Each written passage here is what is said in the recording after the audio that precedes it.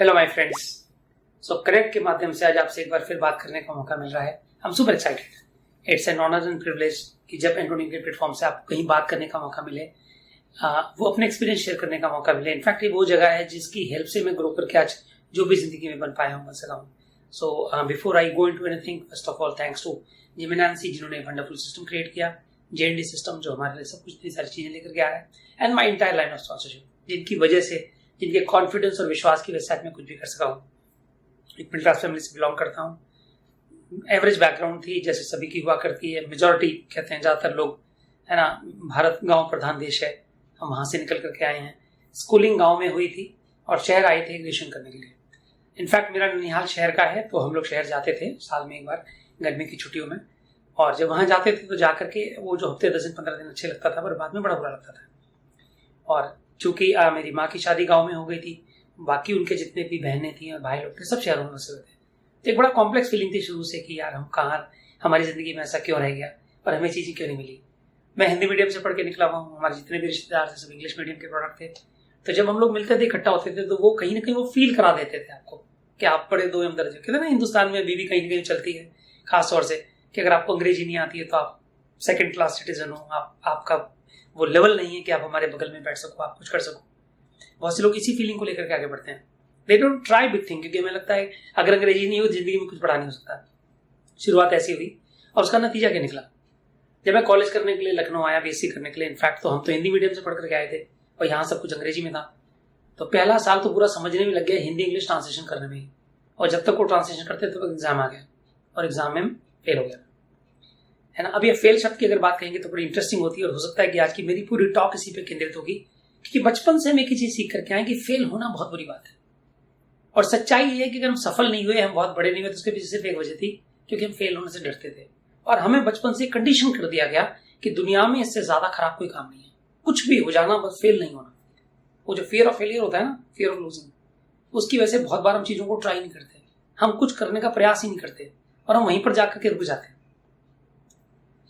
आगे बढ़े, back paper आई, उस समय उसको बैक पेपर बोलते थे, करके निकल गए, पर कोई कॉन्क्रीट प्लान नहीं था। मैं पढ़ने में कभी बहुत अच्छा नहीं रहा, मुझे पढ़ने में कभी भी मन नहीं लगा।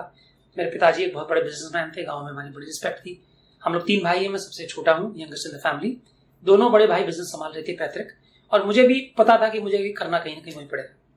क्योंकि जब मैंने और पढ़ने की इच्छा जाहिर करी तो ये था कि मारवाड़ी के बच्चे हो और नौकरी तो अपने यहाँ होती नहीं है, और अल्टीमेटली इतना बड़ा बिजनेस कौन देखेगा, सब तुम ही लोगों का तो है। I have to go there.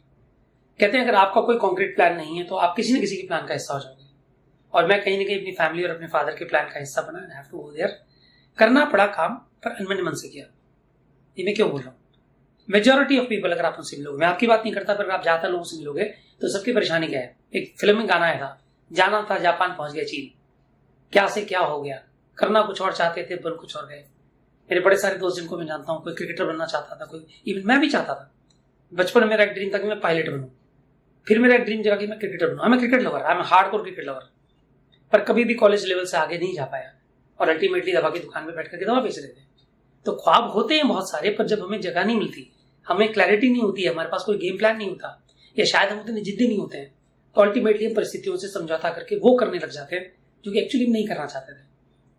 Mitch को हमेशा सुना है, मिच ने हमेशा की बात कही है, या तो अपना ड्रीम जान लो या अपना नाइटमेयर जान लो, क्या नहीं चाहिए जिंदगी में। तो अक्सर ये होता है कि लोगों को ये नहीं पता कि उन्हें क्या चाहिए, क्लैरिटी नहीं होती।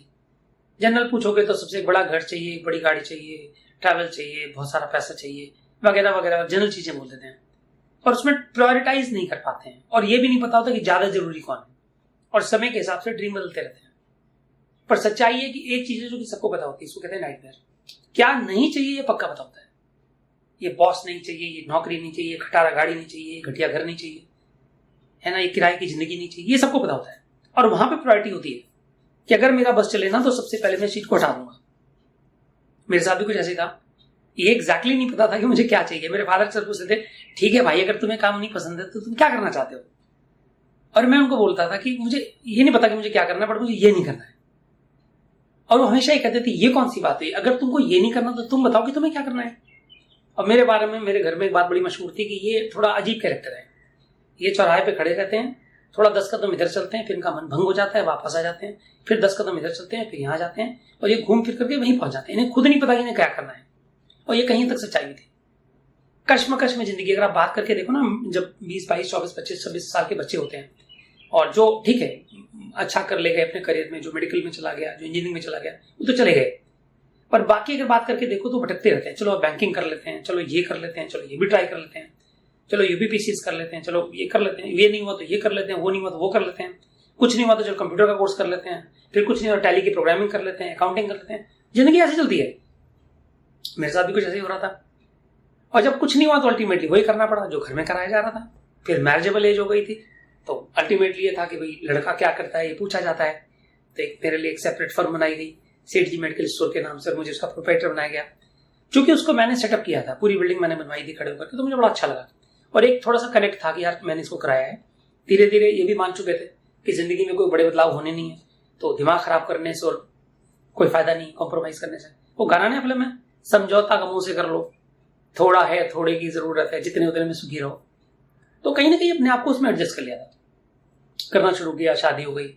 कंफर्टेबल नहीं था, कई सारी चीजें इधर उधर करी, बहुत सी चीजें भी ट्राई करी।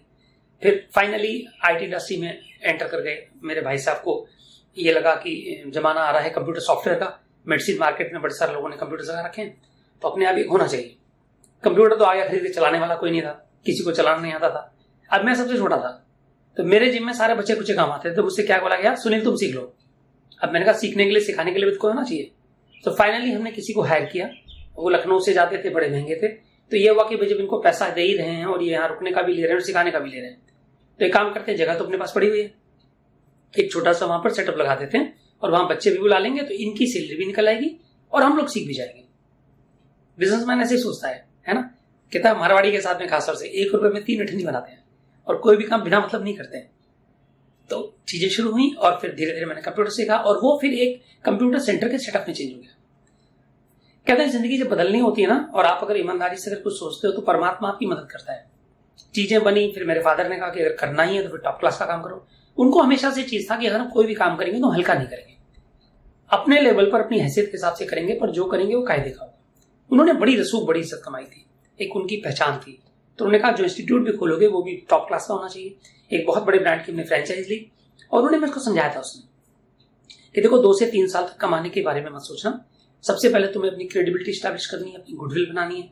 जो तुम्हारे बच्चे यहाँ से पढ़ करके निकलेंगे इंस्टीट्यूट से, वो जो 1-2 बैचेस तुम्हारे पास करके जाएंगे, वही तुम्हारा रियल मार्केटिंग और प्रमोशन करेंगे और उन्हीं के माध्यम से क्राउड आएगी। तो तुम्हारा सारा फोकस किस पर होना है, बच्चों को सिखाने में, ट्रेनिंग देने में, अच्छा एटमॉस्फेयर क्रिएट करने में। लर्निंग बहुत काम आई, और सही कहूं तो लर्निंग जिंदगी में हर जगह काम आती है। आप कुछ भी कर दो, है ना, कहते हैं ना बीज लगाती है पहले दिन पेड़ खड़ा नहीं हो जाता।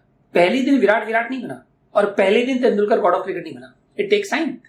पर वो जो 2-3-4 साल का जो पीरियड होता है ना, हम उसको समझने के लिए तैयार नहीं होते। हमें लगता है बताओ हम इतनी मेहनत करें, कुछ तो हुआ नहीं। हमने कल ज्वाइन किया था, आज हम सिल्वर क्यों नहीं हो गए? हमने 6 महीने पहले ज्वाइन किया था, हम तक प्लैटिनम और डायमंड क्यों नहीं हो गए? This is process behind it. चीजें आगे चल रही थी, हमारे यहाँ लाइट की बड़ी, मैं आपको छोटी छोटी चीजें बताऊंगा जो हमारी जिंदगी में बीती है। बहुत सारे सबक हैं उसके अंदर। लाइट की बहुत क्राइसिस थी हमारे यहाँ, इंस्टीट्यूट चल रहा था, आधे टाइम हम लोग बैठे रहते थे, बिजली नहीं आ रही होती थी। इन्वर्टर का चलन था उस जमाने में, तो चीजें बदल गई हैं। इन्वर्टर लगा लिया, उसके बाद भी दिक्कत होती थी क्योंकि इन्वर्टर डिस्चार्ज हो जाते थे। एक दिन हम परेशान बैठे थे, फादर ने पूछा क्या परेशानी है? मैंने कहा बहुत सारा बिजनेस डिस्टर्ब हो रहा है। हम जो बहुत सारे बैचेस पढ़ा सकते थे उनको इसलिए नहीं पढ़ा पा रहे क्योंकि हमारे पास बैकअप नहीं है। तो उन्होंने कहा जनरेटर क्यों नहीं लगा लेते हो? तो मैंने कहा अभी तो नया नया सेटअप है, पहले इतना पैसा लग गया, जनरेटर लगा लेंगे तो उससे और बहुत सारा खर्चा बढ़ जाएगा। उन्होंने मुझसे पूछा अच्छा बताओ जनरेटर की कीमत कितनी है, फिर जनरेटर अगर चलाना पड़ेगा तो लगभग कितना चलाना पड़ेगा, उसमें तेल कितना लगेगा, टोटल कॉस्टिंग उन्होंने पूछी। फिर उन्होंने मुझसे पूछा अगर जनरेटर चलेगा तो तुम कितने बैचेस और एक्स्ट्रा बढ़ा सकते हो? तो मैंने बताया कि हमारे 4 बैचेस कम से कम और चल जाएंगे। एक बैच में कितने बच्चे होंगे, इतने बच्चे होंगे, एक बच्चे से फीस कितनी लेते हो, इतनी लेते हैं। तो उन्होंने कहा भले आदमी, जितना पैसा तुम जनरेटर खरीदने में लगाओगे, अगर उससे तुम्हारे 3 बैचेस बढ़ जाते हैं तो 3 महीने के अंदर तुम्हारे जनरेटर की कॉस्ट निकल आएगी, उसके बाद तो फ्री चलेगा। मैंने कहा पॉइंट तो है। तो उन्होंने समझाया मुझे, उन्होंने मुझे बोला देखो खर्चा, एक्सपेंडिचर और इन्वेस्टमेंट में फर्क होता है। अगर आप अपने शौक के लिए, अपनी मस्ती के लिए, फजूल के कामों के लिए अगर आप जनरेटर ले रहे हो तब तो वो खर्चे में जाएगा, पर अगर आप बिजनेस के पर्पज से ले रहे हो तो वो इन्वेस्टमेंट होगा। जैसे कि अब ये एंटोनियन कनेक्ट से हम जुड़े हुए आपसे बात कर रहे हैं। अब वो जो ऐप आती है जिसके माध्यम से आज आप इस प्रोग्राम को अटेंड कर पा रहे हो, सुन पा रहे हो, है ना, ये क्या है? ये खर्चा है कि इन्वेस्टमेंट है? प्रोडक्ट खरीदना, उनको इस्तेमाल करना खर्चा है कि इन्वेस्टमेंट है? बुक खरीदना, उसको पढ़ना, ये खर्चा है कि इन्वेस्टमेंट है? इवेंट्स में जाने के लिए जो भी एक्सपेंडिचर लगते हैं अब तो लगते ही नहीं है, मेजोरिटी सारे वैसे ही बंद हो गए हैं, ऑनलाइन चलते हैं, है ना। वो खर्चा है कि इन्वेस्टमेंट है। चूंकि वो ट्रेनिंग लेकर के मैं इस बिजनेस के अंदर में आया था, तो मुझे शुरू से चीज पता था कि जो सीडी बात करते हैं, बुक की बात करते हैं, फंक्शंस की बात करते हैं, मैंने कभी उसको खर्चे की निगाह से नहीं देखा। जब प्रोडक्ट यूज करने के लिए कहा गया तो मुझे कभी भी खर्चा नहीं लगा, मुझे लगा बिजनेस इन्वेस्टमेंट है, उसी से तो महालक्ष्मी आने वाली है, उसी को तो हम यूज करेंगे, वही तो हमारा कॉन्फिडेंस बोलेगा, है ना। कहते हैं जो चीज आपने करी हुई होती है, जब आप उसके बारे में बोलते हो तो आप अलग लेवल पे बोलते हो, आपकी एक ऑरा निकलती है, एक सच्चाई आपके अंदर से निकलती है। चीजें बढ़ती रही, हम इंस्टीट्यूट में थे, उसी बीच में ये बिजनेस मेरी जिंदगी में है। I was doing pretty good, उस समय पे बहुत अच्छा कर रहे थे, एस्टैब्लिश कर चुके थे, बहुत अच्छी रेवेन्यू थी, काफी हमारे पास, काफी एक्सपेंड कर दिया था मैंने। मैंने कई सारे स्कूल के कॉन्ट्रैक्ट से रखे थे, कुछ बैंकों में भी हमने सेटअप लगा रखा था, और कई जगह के हम और भी लैब को मैनेज करते थे। So I am software engineer and hardware engineer by default, वहां रहते रहते सब कुछ हो गए थे। ये बिजनेस अब जिंदगी में आया, ये अपॉर्चुनिटी, तो जब उसको देखने के लिए गए थे तो समझ में नहीं आई थी बात। ट्रेडिशनल बिजनेस है, माइंडसेट वही है कि हमारे हिसाब से बिजनेस की डेफिनेशन क्या होती है, एक बिल्डिंग होनी चाहिए, स्टाफ होना चाहिए, बहुत सारा स्टॉक होना चाहिए, बहुत सारी हेडेक होनी चाहिए, चिक होनी चाहिए, पैसा होना चाहिए, लेन देन होना चाहिए, बैंक होना चाहिए, सप्लायर होना चाहिए, नॉट दैट। अगर ये सब नहीं है, अगर स्ट्रेस टेंशन नहीं है, अगर रोज रात में घर में मीटिंग नहीं लग रही है, अगर ये नहीं कहा जा रहा है कि कमाई से ज्यादा खर्चे हो रखे हैं, तो उसको बिजनेस नहीं मानते। अगर sale tax, income tax, VAT, excise, GST अभी लगने लग गया है, वो सब नहीं है, तो दैट्स नॉट बिजनेस। सब बात मुझे भी समझ में नहीं आई, क्योंकि वहां तो सिर्फ इतनी बात कर रहे थे, नेटवर्क बना दो और मजे लो, क्या करना है, प्रोडक्ट इस्तेमाल करना है, कुछ लोगों को प्रोडक्ट इस्तेमाल करने के लिए बोलना है, एक नेटवर्क खड़ा हो जाएगा और आप सफल हो जाओगे। पर बात अच्छी लगी, बात में दम लगा, और सिर्फ एक चीज ये समझ में आई, हो सकता है सच ना हो, पर अगर ये सच हुआ तो, अगर ये चल पड़ा तो। अब चूंकि मैंने बिजनेस प्रीव्यू में प्रोग्राम देखा था, पहली मीटिंग तो मैंने कमरे में देखी थी छोटी सी, वहां 8-10 लोग थे, पर वो 8-10 में भी पढ़े लिखे अच्छे लोग थे। एक डॉक्टर साहब थे जो कि प्रेजेंटेशन दे रहे थे, तो बात लगी पढ़ा लिखा क्वालिफाइड डॉक्टर है, हल्की बात तो नहीं करेगा। जिन्होंने मुझे इन्वाइट किया था वो एक फार्मास्यूटिकल कंपनी में नेशनल मैनेजर के लेवल पे बंदा था, तो लगा ये भी बात तो, हल्की बात तो नहीं करना चाहिए। फिर उन्होंने मुझे एक सेशन में इन्वाइट किया था बिजनेस प्रीव्यू में, जैसा अभी वेबिनार्स पे होता है।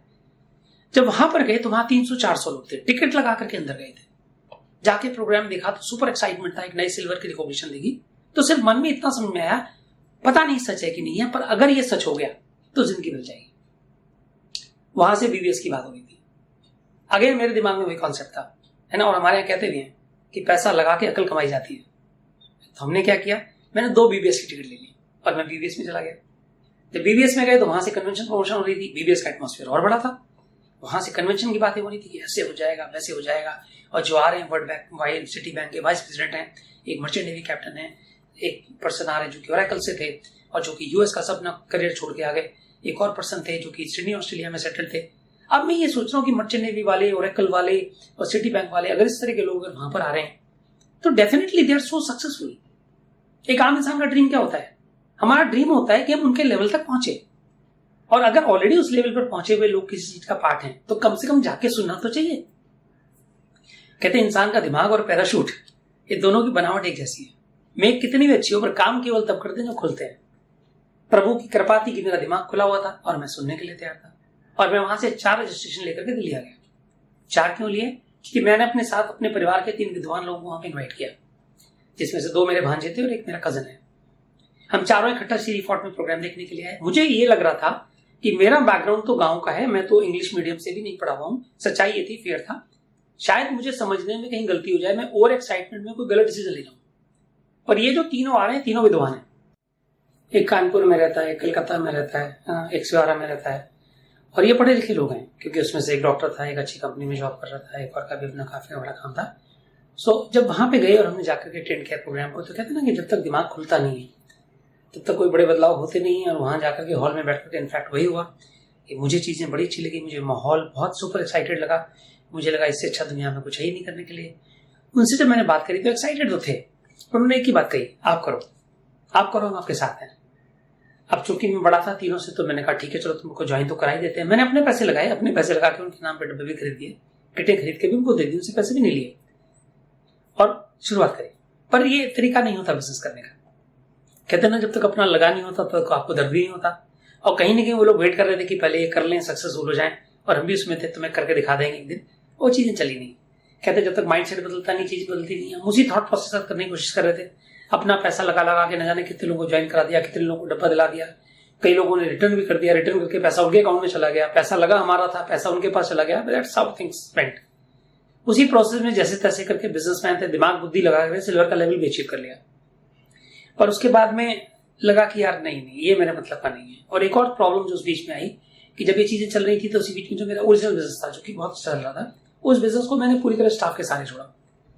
और एक सेइंग हमारे यहाँ कहते हैं कि स्टाफ कभी किसी को कमा के नहीं देता, सेल्फ एम्प्लॉयड ऐसा ही सोचता है। कुछ ऐसा ही हुआ मेरे साथ भी कि मेरे बिजनेस में काफी गड़बड़ हुई और उसका नतीजा हुआ कि उधर वो बिजनेस कोलैप्स कर गया और इधर यहाँ पर भी मैं ग्रो नहीं कर पाया, क्योंकि जो तरीका था काम करने का शायद वो तरीका मेरी समझ से बाहर था और मैंने उसको अपने तरीके से करने की कोशिश करी। तो नतीजा क्या हुआ, वो कहते हैं ना, दुविधा में दोनों गए, न माया मिली न राम, तो न इधर के रहे न उधर के रहे। Finally I decided to leave this business and went back to my business. अब मैं अपने ओरिजिनल बिजनेस में जाके कंप्यूटर के बिजनेस में मैंने फिर से मन लगाया, मैंने इसको करने की कोशिश करी। एक 1.5-2 साल मैंने इसमें काफी दम लगाई, कर भी ले गए सर्वाइव और वापस एक लेवल पर उठा करके ले गए। पर मैंने इतना कुछ देखा था, N21 के कन्वेंशन बहुत सारे अटेंड करे थे, बहुत सारी बीबीएस देखी थी, बहुत सारी प्रीव्यू देखी थी, जिन लोगों की टीम में मैं था मैंने उन लोगों को जानता था। तो वो जो इन्वायरमेंट और जो चीजें थी ना, वो मेरे निकलती नहीं थी मेरे मन से। कहते हैं आप कान सुनी पर तो यकीन ना करो, हो सकता है, पर आंखों देखी वो कैसे झुठला दोगे। और चूंकि 2-3 साल तक मैं उस इन्वायरमेंट का लगातार पार्ट रहा था, तो मुझे मालूम था कि चीजें सच्ची है, चीजें गलत नहीं है। मैंने लोगों को ग्रो करते देखा था, मैंने लोगों की जिंदगी बदलते देखा था, मैंने वो सब चीजें अचीव करते देखा था, लोगों जिसके हमारे ख्वाब होते थे।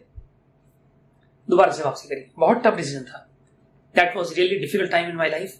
वो फेज ऐसा था जहां पर कुछ भी हो सकता था, है ना। पर कहते हैं कि अगर मन में इच्छा हो, पूरी ईमानदारी हो, इंटेंट अगर आपकी सही हो, तो कायनात आपकी मदद करती है। हिम्मत जुटाई, दिल्ली चले गए और दोबारा से स्पॉन्सर हुए और फिर से बिजनेस को शुरू किया, स्क्रैच से शुरू किया। तो पहला मैसेज तो मैं आपको देना चाहता हूं कि अगर आप किसी के कहने पे आजकल ट्रेडिंग कर रहे हो, अगर आप पहली बार कर रहे हो, अगर आप कुछ समय से हो और आप अभी श्योर नहीं हो, करें ना करें, घबराने की जरूरत नहीं है। अगर मेरे जैसे लोग एक बार करके ठीक ठाक लेवल तक करके, सिल्वर करके, और फिर वापस से जीरो से शुरू करके दोबारा से अगर इस लेवल पे आ सकते हैं और कनेक्ट के माध्यम से आपसे बात कर सकते हैं, तो डेफिनेटली कर तो आप सकते हो। सवाल है सही काम को सही तरीके से करना। बात सिर्फ इतनी सी है। चीजें शुरू हुई और फिर कहानी बननी शुरू हो गई, है ना। कहते हैं कि मैं अकेला ही चला था जानी पे मंजिल, मगर लोग मिलते गए और कारवां बनता गया। तो अगर आप करते हो तो आपको रास्ते में सही लोग मिलते हैं। स्ट्रगल थी डेफिनेटली, सिल्वर तक कोई भी साथ में नहीं था, इनफैक्ट अकेले ही थे। मन घबराता था तो जिम डॉन की एक सेइंग याद आती थी और कहते थे प्लैटिनम शिप इज लोनली। जब आप प्लैटिनम चले जाते हो उसके बाद में आपको कुछ लोग आना शुरू करते हैं। केवल बिजनेस में हमारी गलती क्या होती है कि हम बहुत छोटे लेवल पर ही फॉलोअरशिप ढूंढना शुरू कर देते हैं।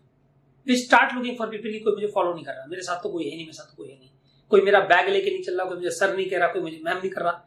एडिफिकेशन सिंड्रोम होता है बहुत सारे लोगों को, कोई मुझे एडिफाई नहीं कर रहा, है ना। ये सब चीजें आ जाती है बहुत सारे पे। दैट्स नॉट वर्क, वो नहीं चलता है यहाँ पर। जब आप चलते रहोगे लाखों लोग आपके पीछे आने वाले हैं। ये एक यात्रा है। हम किस बिजनेस में हैं? अगर मैं इस बिजनेस की फिलॉसफी की बात करूं तो क्या है, we are looking for somebody who is looking for something. हम उसे ढूंढ रहे हैं जो जिंदगी में कुछ ढूंढ रहा है। हमारा टारगेट हर कोई नहीं है ना। आप दुकान में सब्जी लगा करके बैठे हुए हो और वहां पर जो व्यक्ति आएगा, तो अब किसी को कपड़ा खरीदना है तो सब्जी मंडी तो नहीं आएगा। अब किसी को परवल खरीदनी तो परवल ही ढूंढ रहा है वो। आप अगर बहुत बढ़िया बैगन भी बेच रहे हो तो नहीं लेने वाला। एग्जैक्टली जिंदगी में जिसकी जो तलाश है ना। पर आप देखो कोई भी बिजनेस जितने भी मार्केट के अंदर में चल रहे, कोई किसी तरह का भी व्यापार खोल करके बैठता है, वो रात होने तक कुछ न कुछ पैसा चार कमा करके लेके जाता है। जिस कमीज को आप नापसंद करके छोड़ करके आए थे, उसी कमीज को आपके हटते ही को दूसरा खरीद के ले जाता है। और जो आप बड़ी मन से पसंद करके लाए हो, उसको थोड़ी देर पहले कोई रिजेक्ट करके गया था। यानी दुनिया में हर चीज का खरीदार है। It is only about the timing and the requirement. चूंकि हमें बात समझ नहीं आती तो फ्रस्ट्रेशन हमारे ऊपर बड़ी हावी हो जाती है और हम बेसिक सिद्धांत भूल जाते हैं, है ना। बेसिक सिद्धांत क्या है, जरा सोच के देखो। आज आप जिस भी लेवल पर, आप जो भी जॉब कर रहे हो, जो भी अर्निंग कर रहे हो, जो भी आपका बिजनेस है, उस लेवल तक पहुंचने में आपने पिछले 15, 20, 25, 30 साल दिए हैं। हम कम से कम 20 साल पढ़ करके आते हैं, कम से कम 20 साल प्रोफेशनल कोर्सेज करते हैं, उसके बाद में कम से कम 10, 15, 20 साल का एक्सपीरियंस लेते हैं। तब जाकर के हम 40,000, 50,000, लाख रुपए, जो भी हम जिस लेवल पर होते हैं उस लेवल पर आते हैं। तब जाकर के हम अपना 3 कमरे का मकान, एक गाड़ी कैसे कैसे करके मेंटेन कर पाते हैं। अब जब हम इस बिजनेस में आते हैं और जब हमें इसका प्लान दिखाया जाता है, तो वहां पर क्या बात की जाती है, बस 2 साल में जिंदगी बदल जाएगी, तेरे सपने पूरे हो जाएंगे, तुझे ये हो जाएगा। हमें रजिस्टर नहीं होता कि जो काम पिछले 20 साल के एजुकेशन के बाद, पिछले 20 साल धक्का खाने के बाद नहीं हुआ, वो काम 2 साल में कैसे हो जाएगा। और शायद यहीं पर समझने में भूल हो जाती है और यहीं पर हम इस चीज की मैग्नीट्यूड को समझ नहीं पाते। पर आपको बहुत ध्यान से समझना है क्या डिफरेंस है दोनों की फिलॉसफी में। वो काम जो आप पिछले 20 साल से कर रहे थे और जिसके लिए आपने 20 साल पढ़ाई करी थी, वो काम आप अकेले कर रहे थे, या आप वन मैन आर्मी थे। सब चीजें आप पर डिपेंडेंट थी, सब चीज आपकी परिस्थितियों पर, आपकी स्किल्स पर, आपकी मौजूदगी पर निर्भर थी। व्हाट इफ, वो खुशबू बोलते हैं कि जब मैं गया था सेमिनार में तो जो समझ में कुछ नहीं आया था, पर एक बात जो उनकी वहां पे आई थी, उनको दिमाग में जो पड़ी थी, वो क्या, कल को ईश्वर ना करे कि आपने काम करने की स्किल्स को अगर खो दो तो उसके बाद क्या होगा। Just think on it. इस इंडस्ट्री में क्या होता है कि जब आप चलते हो तो आप लोग एक नेटवर्क बिजनेस में जाते हो, आप अकेले नहीं होते। शुरुआत अकेले से होती है डेफिनेटली, पर वो 1 से 2, 2 से 4, 4 से 10, 20, 50, 100, 200, 500 कितने होते जाते हैं, फिर आपको पता ही नहीं होता। आज अगर कोई मुझसे पूछता है कि मेरे नेटवर्क में कितने लोग हैं, मुझे एग्जैक्टली नहीं पता। कोई कहीं पे प्लान दिखा रहा है, कोई कहीं पे कुछ कर रहा है, किसी ने किसी को स्पॉन्सर किया, किसी ने किसी को किया। मुझे तो उसी का पता होता है जो मुझे फोन करके पूछता है या बताता है। So how do I worry, है ना। जो 2 प्रिंसिपल, लीवरेज के प्रिंसिपल की बात होती है यहाँ पर। अगर आप कियोसाकी प्रिंसिपल को पढ़ोगे या आप इस बिजनेस की फिलॉसफी को समझोगे तो हम क्या बात करते हैं, डाइवर्सिफिकेशन एंड लीवरेजिंग। एक पोर्टफोलियो को हम डाइवर्स कर रहे हैं यहाँ पर इस इंडस्ट्री में आकर के, और दूसरा हम क्या कर रहे हैं, अपने स्किल्स को और अपने पैसे को लीवरेज कर रहे हैं। आप अपने घर में कितने पैसे का सामान लेकर के आते हो।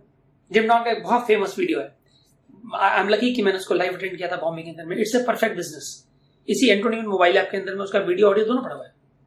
वो क्या बोलते हैं, वो बात कर रहे हैं कि एवरेज $100 का सामान एक अमेरिकन महीने में खरीदता है और वो लाखों रुपए कैसे कमा लेता है, जैसे म्यूचुअल फंड में पैसा लगाते हो, है ना। आपने तो थोड़ा सा शेयर खरीदा, 100 रुपए करके एक म्यूचुअल फंड की किट्टी बनी और वहां पर आपका शेयर डाला गया और उस पैसे को कंपनी इन्वेस्ट करती है और वहां से आपको जो बहुत सारे रिटर्न आते हैं, क्योंकि पीछे फंड मैनेजर्स बैठे हुए हैं। और वो जो आपका 100 रुपए वो जब लाखों रुपए में मिलता है तो वो एक ताकत में कन्वर्ट हो जाता है। तो आप तो अपना सिर्फ 1 घंटा 2 घंटा डाल रहे हो, पर आपके नेटवर्क में जो 100, 200, 500, 1000 लोग होते हैं, उसके घंटे भी आपके लिए काम करते हैं। अब मेरी तो बीएससी में बैक पेपर आई थी, मैं तो गांव से निकल के आया, हिंदी मीडियम से पढ़ के आया हूँ, पर मेरी टीम में डॉक्टर्स भी हैं, चार्टर्ड अकाउंटेंट्स भी हैं, IIM के लोग भी हैं, हर तरह के लोग हैं, कॉर्पोरेट्स के लोग भी हैं, बड़े बिजनेसमैन भी हैं, लॉयर्स भी हैं, टैक्स कंसल्टेंट भी हैं। तो मुझे इतनी डिग्री लेने की जरूरत नहीं है, उनकी सारी स्किल्स भी काम आ रही है ना। मैं अभी वेलनेस कोच पिछले 2-2.5 साल से 3 साल से इस इंडस्ट्री के अंदर में आया हूं, है ना। पर मेरी टीम में बड़े सारे ऐसे लोग थे जिन्होंने पहले से उस पर काम कर रखा था। मुझे अभी भी ठीक से मैं सीख रहा हूं चीजों को, पर बहुत सारे लोग हैं जो बहुत ही इस तरीके से इतना परफेक्ट दिखाते हैं, 0 एरर रिजल्ट लेकर के आते हैं। तो क्या फर्क पड़ता है कि मुझे आता है नहीं आता है। अगर वो मेरे नेटवर्क का पार्ट है तो अल्टीमेटली उनकी स्किल्स और उनका टाइम मेरे लिए काम कर रहा है कि नहीं कर रहा है। मैं अकेला कितना कर लूंगा। Now as far as money is concern अगर बात करें तो जब 21% के लेवल की बात करते हैं, 10,000 पीवी की बात करते हैं, तो रफली 10 लाख रुपए के टर्नओवर की बात होती है। अब अगर अपनी दुकान से कंपेयर करूं तो 1 महीने में अगर 10 लाख रुपए का बिजनेस किसी दुकानदार को करना हो तो एवरेज उसको कितना चाहिए, 30 से 35,000 रुपए की पर डे की उसको सेल चाहिए।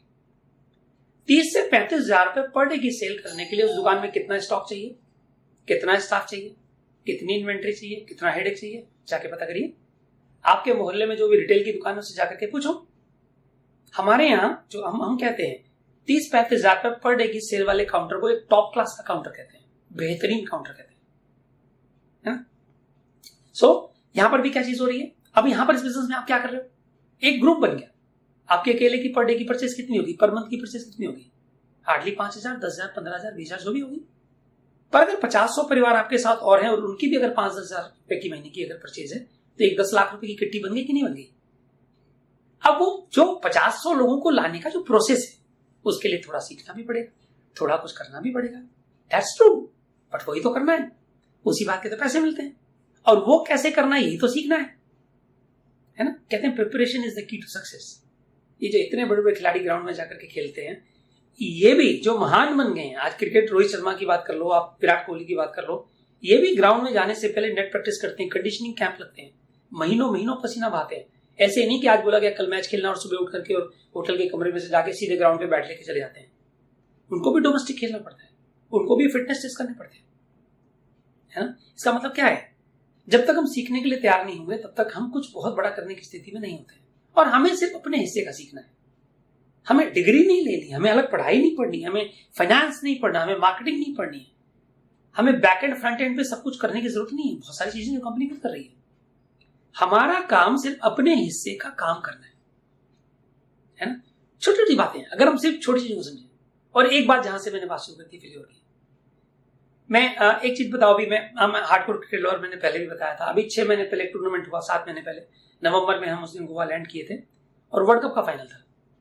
और हिंदुस्तान पिछले कई सालों से कोशिश कर रही थी और फाइनल तक पहुंच जा रही थी और हार जा रही थी। WTC फाइनल हार गए, वर्ल्ड कप का फाइनल हार गए, वर्ल्ड कप का सेमीफाइनल हार गए और बार बार दिल टूटते थे। पर मुझे बताओ, क्या फेल होने के बाद उन्होंने खेलना बंद कर दिया? क्या उन्होंने संन्यास ले लिया? हाँ, बुरा लगा, महीने 15 दिन के लिए वो भी हाइबरनेशन में चले गए। पूरी दुनिया शॉक थी, पूरे हिंदुस्तानी सारे स्पोर्ट्स लवर शॉक थे, वो भी शॉक थे। टूर्नामेंट की बेहतरीन टीम थी, जिसको कई चैनल तो यहां तक कह रहे थे कि इनको तो वर्ल्ड कप ऐसे ही दे देना चाहिए, इनको तो कोई हरा ही नहीं सकता। वो भी हारे, एक खराब दिन, एक खराब मैच, है ना।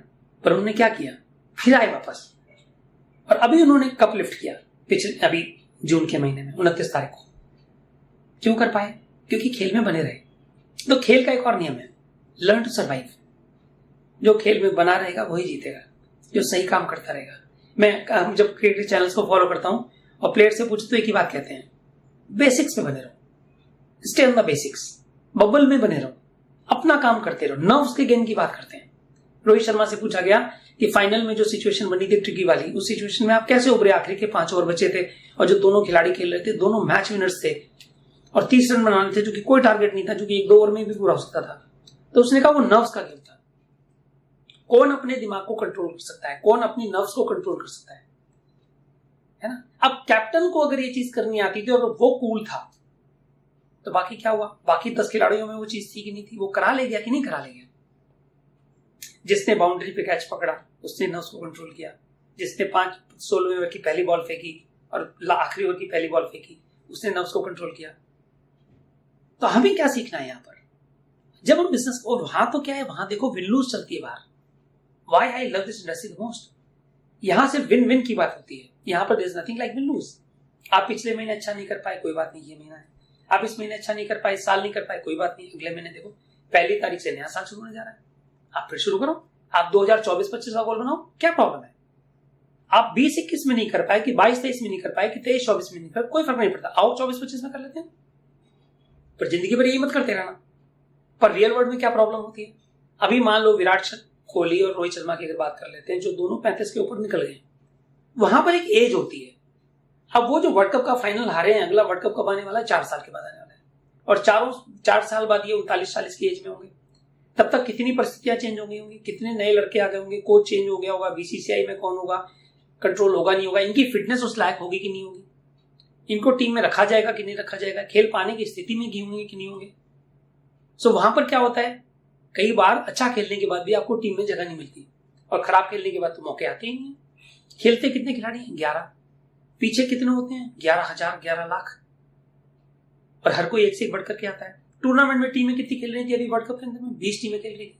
जीतना किसको था? एक टीम को जीतना था। मतलब क्या था? जब 19 को हराओगे तब जीतोगे। और वहां पर ये गारंटी नहीं है कि जो भी आप जीत करके आए तो आप विश्व विजेता हुए तो हमेशा के लिए हो गए। अगले टूर्नामेंट में देखो क्या हुआ, वहां से जीत करके निकले और जिम्बाब्वे जाते ही पहला मैच हार गए। अभी जिम्बाब्वे से सीरीज जीत करके आए हैं, श्रीलंका जा रहे हैं, क्या गारंटी कि वहां जाके जीत ही जाएंगे? Win loose is a part of the process. कहते हैं ये एक माइंडसेट होता है। ऑस्ट्रेलियन क्रिकेट टीम आज के कुछ साल पहले की बात करो, अब इंडिया ऑफ ट्रेंड पर आ गई है। और वहां पर क्या बात होती थी? वो हारते ही नहीं थे। तो उनसे पूछा गया कि भाई क्या है, आप हारते क्यों नहीं? तो पता लगा winning is a habit, so as losing. उन्होंने जीतने की आदत बना ली थी। वो मैच उतरते ही मैच में जीतने के लिए थे मैदान में। इंडियन क्रिकेट टीम के बारे में क्या बोला जाता था पुरानी टीम के बारे में? कि हम हार बचाने के लिए, मैच को ड्रॉ करने के लिए खेलते हैं। ऑस्ट्रेलिया मैच को जीतने के लिए खेलता था। आज हमने जब से उस माइंडसेट को लिया कि हम जीतने के लिए खेलते हैं, तो हार भी मिलती है पर हमारा विनिंग परसेंटेज बहुत बढ़ गया। हम विश्व विजेता हो गए, हम वर्ल्ड की नंबर 1 टीम हो गए। क्यों हो पाए? क्योंकि हम हारने से घबराते नहीं है। हार होगी। तेंदुलकर महान गॉड ऑफ द क्रिकेट, क्या वो 0 पे आउट नहीं हुए? क्या उसकी कैप्टनसी में टीम ने मैचेस नहीं हारे? क्या उसके दौर में बुरा नहीं खेला गया? राहुल द्रविड़ जो भी टीम इंडिया के कोच थे, जिनकी कोचिंग के अंदर में इंडिया ने वर्ल्ड कप जीता है, जब वो कैप्टन थे उस साल 2007 में हिंदुस्तान ने वर्ल्ड कप का सबसे खराब प्रदर्शन किया था। This is part of the process. So अगर हमको ये समझ में आ जाए कि ये प्रोसेस है और प्रोसेस ऐसे ही चलता है और हम प्रोसेस से अगर कंफ्यूज नहीं हो, आज दिन अच्छा गया, किसी ने ऑर्डर दे दिया, कोई स्पॉन्सर हो गया, कल किसी ने मना कर दिया, परसों किसी ने प्रोडक्ट रिटर्न कर दिया, आज किसी ने खराब बोल दिया, ये प्रोसेस है। अच्छा हो गया तो बम नहीं फोड़ने का, और बुरा हो गया तो मातम नहीं मनाने का। अगर हमें ये बात समझ में आ जाए, अगर हम अपने नर्व्स को कंट्रोल रखें, अपने माइंडसेट को सही रखें, अगर हमें लॉन्ग टर्म विजन हो। क्यों बात की जाती है ड्रीम की? शायद इसीलिए बात की जाती है। कहते हैं अगर रिवॉर्ड पर फोकस हो तो ये चीजें ना हमको ऊपर नीचे नहीं होने देती हैं। मैं जब घुसा इस बिजनेस में सेकंड टाइम, तो मेरी निगाह रिवॉर्ड पर थी। मुझे ये पता था कि मान लो अगर मैं दोबारा भी फेल हो गया इस बिजनेस में, मान लो मन में था कहीं ना कहीं कि मान लो नहीं कर पाया तो लगा दाल रोटी थोड़ी बंद हो जाएगी, दुकान तो चली रही है, इंस्टीट्यूट तो चल ही रहा है, कौन सी जान चली जाएगी, वापस चले जाएंगे फिर वही कर लेंगे। पर अगर चल पड़ा तो, और मैं सिर्फ इस भरोसे के साथ दोबारा से मैं आज आपसे कहता हूं, यहां से एक विश्वास अपने मन के अंदर डालो। अभी आपने बड़े सारे नए लेवल्स देखे, बड़ी सारी नई ऑप्शन देखी, न्यू क्वालिफायर्स देखे, है ना। अभी आप और भी देखोगे दुनिया भर के लोगों को, अभी आप देखोगे कितना कुछ होने जा रहा है। सितंबर के महीने में और बहुत बड़ी बड़ी प्लेस देखोगे। अभी हम नेक्स्ट मंथ फ्लाई करके बैंकॉक जा रहे हैं। कहां जा रहे हैं? महासमुंदर में जा रहे हैं। 12 कंट्री का पार्टिसिपेशन हो रहा है, एक इंटरनेशनल इवेंट का पार्ट बनने के लिए जा रहे हैं। तो कुछ है, चल रहा है, तभी ना हम जा रहे हैं, तभी ने हमें वहां पर इन्वाइट किया गया है ना। अगर कुछ नहीं होता तो फिर कैसे मैं बुला लिया जाता? तो बाहर कोई बोलता है, क्या फर्क पड़ता है उससे। और मैं एक चीज आपसे और कहना चाहूंगा, बहुत से हमारे मित्रों ने जिन्होंने मुझे पहले कभी देखा होगा, तो मैं पहले ऐसा नहीं था। पिछले 2 साल के अंदर में जब से हेल्थ पॉइंट अपॉर्चुनिटीज बिजनेस के पार्ट बनी है, मैं आपसे कहता हूं आज का बिजनेस पूरी तरह चेंज हो गया। अगर आप सिर्फ थोड़ा सा समझदारी का परिचय देते हैं, इस कैटेगरी को अगर सीखते हो। आई लॉस्ट रफली अराउंड 11 kg वेट। मेरा अगर बेली साइज बात करेंगे तो 44 था, जो रिड्यूस होकर अभी 39 है। मैंने 39 स्लिम फिट पहना, जो कि मुझे अभी भी लूज आ रहा है। मुझे बड़ी प्रॉब्लम होती है, पुराने कपड़े मेरे को चढ़ते नहीं है, कि मुझे सब दोबारा से अल्टर कराने पड़ेंगे या नहीं लेने पड़ेंगे। मेरा वेस्ट साइज 34 से घट करके 30 आ गया। इनफैक्ट 30 भी मुझे थोड़ा लूज पड़ता है। एनर्जी लेवल सुपर हाई हो गए। बॉडी एज मेरी 10 साल पीछे चली गई है। I M 54, I am running 54 पर। मैं किसी को पूछता हूँ, लोग 40, 45, 42 के आसपास गैस करते हैं। मेरी बड़ी डॉटर 27। जो दिमागी सुकून मिला है, जो एक सुरक्षा का भाव मिला है, पिछले कुछ महीने मेरी जिंदगी में बहुत खराब गए। मेरे और मेरे परिवार के लिए बहुत ही खराब वक्त था। बहुत सारी कैजुअलिटीज हुई परिवार के अंदर में, अस्पतालों के चक्कर, डॉक्टरों के चक्कर, लाखों नहीं बोलूंगा करोड़ों रुपए पानी की तरह लग गया। और दुर्भाग्य की बात है कि हम किसी भी पेशेंट को बचा नहीं पाए। I lost my father, I lost my brother, और फैमिली में I lost my cousin sister, I lost many people in my family. बहुत सारे लोगों के साथ में कैजुअलिटीज हुई और हमने बहुत पैसा खर्चा करा। सो आज because of this program health point, आप एक तो पैसा खर्चा होता है, मैंने पैसा तो कह दिया, पर आपको जो टेंशन हुई, जो दिक्कतें हुई, जो परेशानियां हुई, आप उसको कैसे मोनेटाइज करोगे, उसकी क्या वैल्यू लगाओगे। मेरे कजन ब्रदर जब एडमिट थे हॉस्पिटल के अंदर में, अब बहन थी, कोई अहमदाबाद से फ्लाई करके आ रही है, कोई कहीं से आ रहा है। अभी मेरे कजन सिस्टर की डेथ हुई है, उनके बेटे को उसी दिन बैंकॉक के लिए फ्लाई करना था, पूरा ग्रुप लेकर के। वो असाइनमेंट उसको कैंसिल करना पड़ा, लाखों रुपए का उधर कॉन्ट्रैक्ट का नुकसान हुआ, दिक्कतें हुई, अलग से हुई, क्रेडिबिलिटी खराब हुई। बाद में सिस्टर सर्वाइव भी नहीं करी। मेरी वाइफ के मामा जी की डेथ हुई। मतलब सो मेनी थिंग्स हैपन। मैं आपको यहां से इतना बताना चाहता हूं कि उस पीरियड में जो बिजनेसेस के लॉस हुए, जो मेंटल ट्रॉमा हुआ, जो दिक्कतें हुई, आज बिकॉज ऑफ दिस अपॉर्चुनिटी अगर आप सिर्फ हेल्थ पॉइंट प्रोग्राम का पार्ट बनते हो, इसको समझते हो, इसको सीखते हो, इसको ठीक तरीके से करते हो, सिखाते हो लोगों को। मैंने क्या किया, आज के 2-2.5 साल पहले मैं इस प्रोग्राम का पार्ट बना, मैं इसको सीखा, सबसे पहले इसको अपने ऊपर अप्लाई किया। मैं प्राउडली कह सकता हूं, मैं, मेरी वाइफ, मेरी छोटी डॉटर और अभी मेरी बड़ी डॉटर, आज अभी उसका 1 साइकिल कंप्लीट हो चुका है, वो 2nd साइकिल कर रही है। हम तीनों ने पहले कर लिया था, सबसे पहले मैंने किया, फिर मेरी छोटी डॉटर ने मेरी वाइफ को सपोर्ट करने के लिए साथ में किया। My wife lost 28 kgs। मेरी छोटी डॉटर को जरूरत नहीं थी, पर वो हेल्थ कोच बनना चाहती थी। अभी आपने स्क्रीन पर she is a brand new cello producer also. So means जो आप चीजों को देख रहे हो, ये जो चीजें हुई हैं, हमने इस अपॉर्चुनिटी को दोनों हाथों से कैच कराया, दोनों हाथों से इसको कैच कराया। इसमें कोई भी मुश्किल काम नहीं था, इसमें कोई भी रॉकेट साइंस नहीं थी।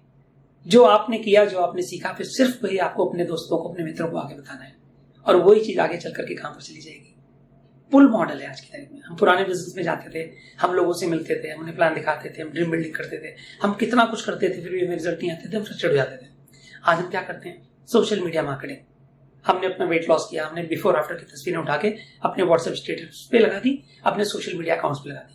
मुझे दिन भर कॉल्स आती है, ये कैसे होता है, इसके क्या चार्जेस हैं, कैसे कराते हैं, हमें करा देंगे क्या, हम कर सकते हैं क्या। और यहां से बात शुरू होती है। थोड़ा सीख चाहिए कि आपको उस कन्वर्सेशन को नेक्स्ट लेवल पे लेके कैसे जाना है। तो जिनके साथ भी आप कनेक्ट हुए हो, या तो वो बहुत सक्सेसफुल कोच है, या वो आपको किसी न किसी कोच से कनेक्ट कर देंगे। इतना ही तो करना है। जो दो ग्राउंड रूल हैं, जो आज हेल्दी है उसे मैं नहीं कहना चाहता हूं, पर आगे चल करके उम्र बढ़ेगी तो सेहत खराब होगी, अनहेल्दी की तरफ जाएगा। जो आज दुबला पतला है उसने कल जाकर के वेट गेन करना ही करना है। बहुत कम परसेंट लोग होते हैं जो अपनी सेहत को फिट रख पाते हैं, पूरी जिंदगी वैसे रहते हैं। इसका मतलब क्या है? अगर हजारों करोड़ रुपए लगा के अस्पताल खोल रहे हैं, लखनऊ के अंदर में एक बहुत बड़ी डील लगी हुई है, एक बहुत बड़ा हॉस्पिटल, मेगा हॉस्पिटल, इसको एक दूसरे ब्रांड ने टेक ओवर किया है। 1400 करोड़ रुपए में उन्होंने उसको परचेज किया है और डील करने में करीब 100 करोड़ के आसपास करीब और लगा है।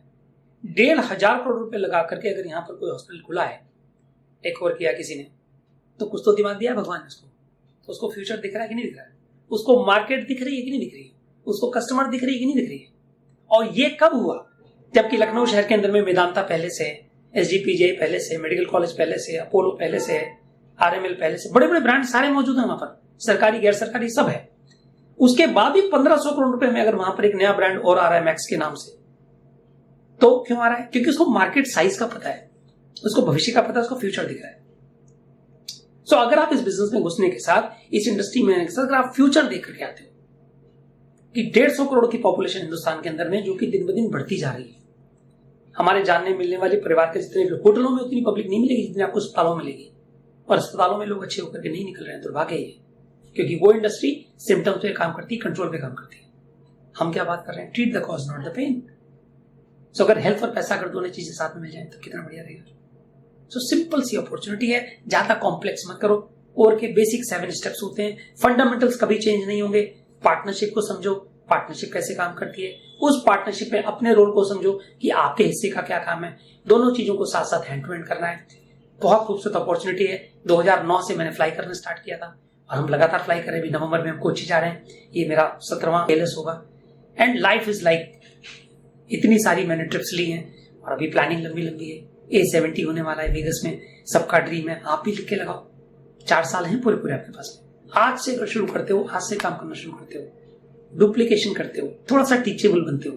लीड करने के लिए टीचेबल होना जरूरी है, लीड करने के लिए फॉलोअर होना जरूरी है ना। और लीडरशिप क्या होती है? It is demonstration. अगर आप ऑलरेडी लीडर हैं तो डिमॉन्स्ट्रेट करो, सिंपल सिद्धांतों का पालन करो, आओ मजे करते हैं, पूरी दुनिया जीतते हैं। एंड आई विश कि आने वाले कनेक्ट्स में आपकी वीडियो रिलीज हो और हम यहाँ से इसके माध्यम से आपको सुनो। मैं आपकी सफलता की कामनाएं करता हूँ। And I wish all success to you and your family. Wish you